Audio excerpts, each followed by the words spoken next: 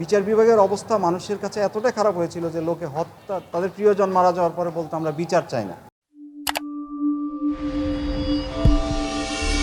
এই মামলা করতে গিয়ে সঙ্গে আরেকটি মামলা, দুটো মামলায় ২৭ বিসিএস এবং ইলেকশন কমিশনের মামলা করতে গিয়ে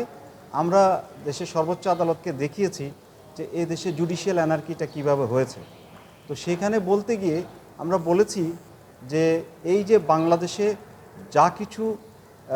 সিস্টেমেটিক ডেসিমেশন অফ দি ইনস্টিটিউশনসগুলো হয়েছে এবং বাংলাদেশে যেভাবে ফ্যাসিজমটা ডেভেলপ করেছে এবং ইনস্টিটিউশনগুলো নষ্ট হয়ে গেছে, এর অধিকাংশের দায় বিচার বিভাগের। বিচার বিভাগ কোনো অবস্থাতেই দায় এড়াতে পারে না। বিচার বিভাগের অবস্থা মানুষের কাছে এতটা খারাপ হয়েছিল যে লোকে হত্যা, তাদের প্রিয়জন মারা যাওয়ার পরে বলতো আমরা বিচার চাই না। আজকে আমি আপিল বিভাগে মাননীয় প্রধান বিচারপতি মহোদয়ের সামনে এটা বলেছি যে বিচার বিভাগ বাংলাদেশের যা ক্ষতি হয়েছে, বিভিন্ন প্রতিষ্ঠানের, বাংলাদেশের মানুষের যে ক্ষতি হয়েছে, বাংলাদেশের নির্বাচন ব্যবস্থার যে ক্ষতি হয়েছে, বাংলাদেশের আমলাতন্ত্রের যে ক্ষতি হয়েছে, বাংলাদেশের পুলিশের যে ক্ষতি হয়েছে,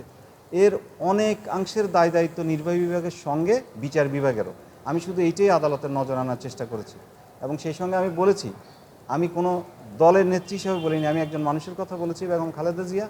যে ওনাকে যেই মামলায় সাজা দেওয়া হয়েছিল এবং সাজাটা বাড়ানো হয়েছিল, পরবর্তীতে যখন সুপ্রিম কোর্টে ওনার মামলাটা আসলো এবং যখন দেখা গেল যে উনি আসলে কোনো টাকা আত্মসাৎ করেন নাই, তখন আমি বলেছি যে আদালতের দায়িত্ব ছিল, এটা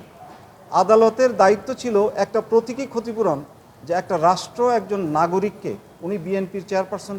সেটা রেলেভেন্ট না, রেলেভেন্ট হলো যে একজন নাগরিককে নিগৃহীত করা হয়েছে, রাষ্ট্রের দুর্বৃত্তায়নের শিকার হয়েছেন এবং বিচার বিভাগের সীমাহীন অন্যায় শিকার হয়েছেন। সুতরাং উনি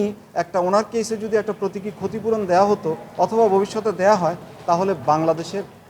ভবিষ্যতের জন্য অনেক ভালো হবে, কেউ আর ভবিষ্যতে সাহস করবে না। তা আমি এই বিষয়টি মামলার সঙ্গে আদালতের সামনে সাবমিট করেছি।